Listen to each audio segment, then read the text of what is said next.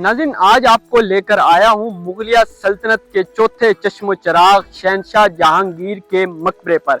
शहनशाह जहांगीर जो कि एक अपने दौर के बहुत बड़े बादशाह थे, अलबत्ता तारीख में इनका बहुत कम जिक्र मिलता है क्योंकि इन्होंने इतनी ज़्यादा फतूहात नहीं की थी और इनके दौर में फतूहात रुक गई थी। इस वजह से इनका दौर जो है इतना ज़्यादा डिस्कस नहीं किया जाता। लेकिन तामीरात के लिहाज से या फिर अपने दौर के लिहाज से जितनी ज़्यादा इन्होंने हुकूमत की, बहुत ज़्यादा इनके बारे में लिखा भी गया और ख़ास तौर पे इनका जो मकबरा है वो बहुत ही ज़्यादा आलीशान है। तो आज हम इनके मकबरे पर ही मौजूद हैं जो कि लाहौर में शादरा के मकाम पर वाक़या है। आइए आपको इनका मकबरा भी दिखाते हैं और आपको शहनशाह जहांगीर की तारीख के बारे में भी बताते हैं।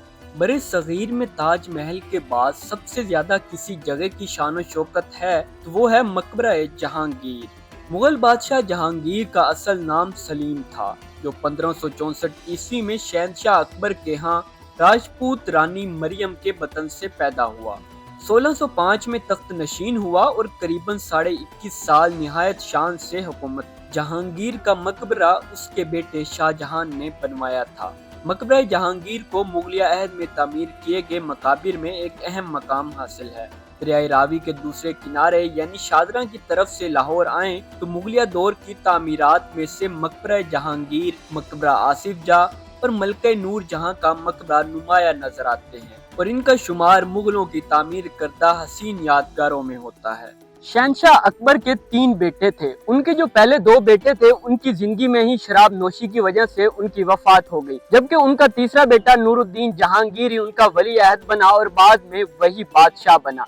नूरुद्दीन जहांगीर को शहनशाह अकबर ने अपने दौर में ही बहुत सी जो जंगें हैं उन पर भेजा और कई जंगों में जो है वो फातेह बनकर लौटे। शहनशाह अकबर ने काफी इम्तिहानात लिए, उसके बाद नूरुद्दीन जहांगीर को बादशाहत मिली। 1605 में शहनशाह जहांगीर जो है वो पूरे बड़े सगीर के बादशाह बन गए और इतनी बड़ी सल्तनत के वो अकेले बादशाह थे और बहुत ही पावरफुल बादशाह थे। तकरीबन मुगलिया सल्तनत के ये चौथे बादशाह थे। ये एक बादशाह के ही बेटे थे, उसके बाद ये एक बादशाह के वालिद भी बने। इनके बाद जो है वो शहनशाह शाहजहां जो है वो इनके जो बेटे थे वो बादशाह बने थे। शहनशाह अकबर की वफात सन 1605 में हुई और उसका बेटा जहांगीर नूरुद्दीन जहांगीर के लक़ब के साथ तख्तनशीन हुआ, क्योंकि शहनशाह अकबर के 2 बेटे मुराद और दानियाल पहले ही वफात पा चुके थे। तख्त संभालते ही शहनशाह जहांगीर को बहुत ज्यादा मुश्किलात का सामना करना पड़ा।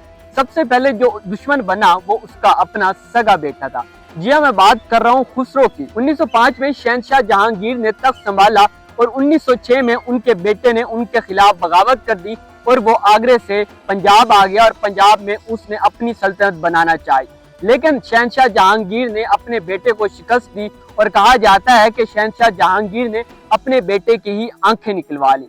इसके साथ साथ अर्जुन देव एक सिखों के रहनुमा थे, उन पर यह इल्जाम था कि उन्होंने खुसरो की बहुत ज्यादा मदद की है, जिस पर तारीख में मुख्तलिफ बातें कही जाती हैं कि या तो अर्जुन देव को शहनशाह जहांगीर ने या तो उनको फांसी दे दी थी या उनको मरवा दिया था, या तो ये भी कहा जाता है कि अर्जुन देव ने खुदकुशी कर ली थी। जहांगीर ने तख्त नशीन होने के बाद कई इस्लाहात की। फरियादियों की दाद रसी के लिए अपने महल की दीवार के साथ एक जंजीर लगवा दी, जिसे जंजीर अदल कहा जाता है। ये जंजीर अदल बहुत मशहूर हुई, जिसके जरिए हर कोई अपनी शिकायत बआसानी बादशाह तक पहुंचा सकता था। ये जंजीर 30 गज तवील थी और इसके साथ सोने की 60 घंटियां बंधी हुई थी। इसको बादशाह के जाती कमरों में मौजूद तलाई घंटियों के एक झुरमट से वाबस्ता किया गया था। शहनशाह जहांगीर ने हुक्म दिया कि शाहराहों पर सराय, कुएं और मसाजिद तामीर की जाएं।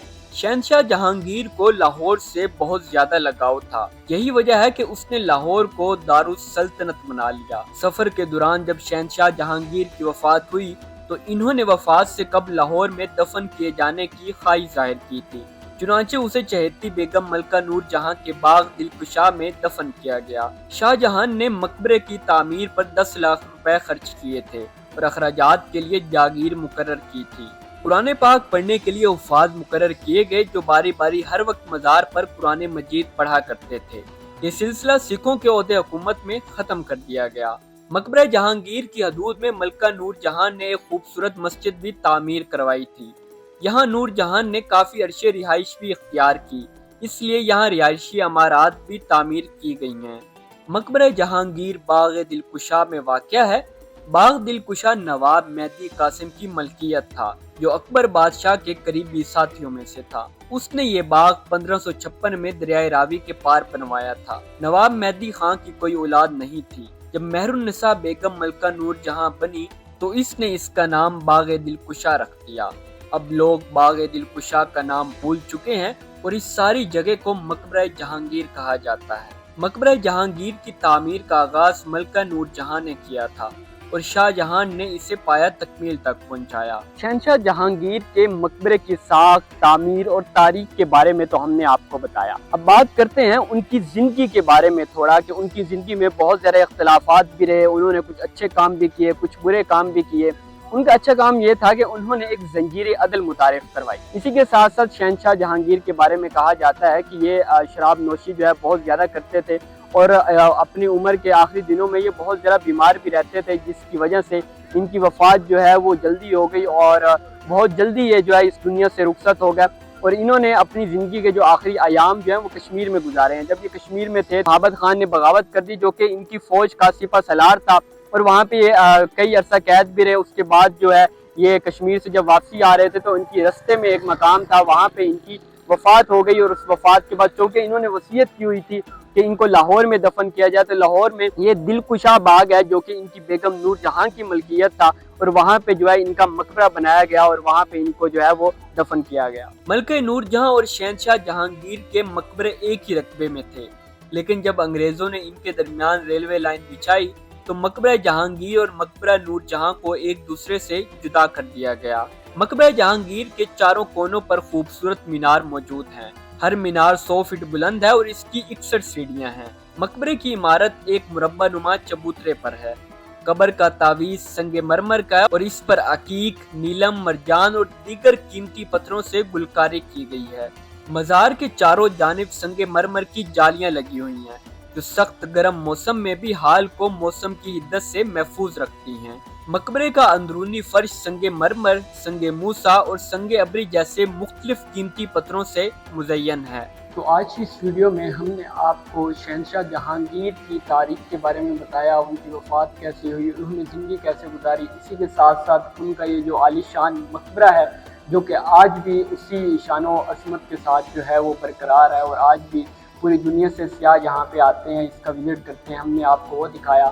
اگر ہم بات کریں شہنشاہ جہانگیر کے بعد جو ان کے بیٹے ہیں، انہوں نے بعد میں شہنشاہ جو ہیں شاہ جہاں، انہوں نے پھر تخت جو ہے وہ سنبھال لیا، اور انہوں نے پھر بہت ہی زیادہ حکومت کی اور بہت زیادہ اپنا نام بنایا تعمیرات کے لحاظ سے۔ تو امید کرتا ہوں آپ کو آج کی ویڈیو جو ہے وہ اچھی لگی ہو۔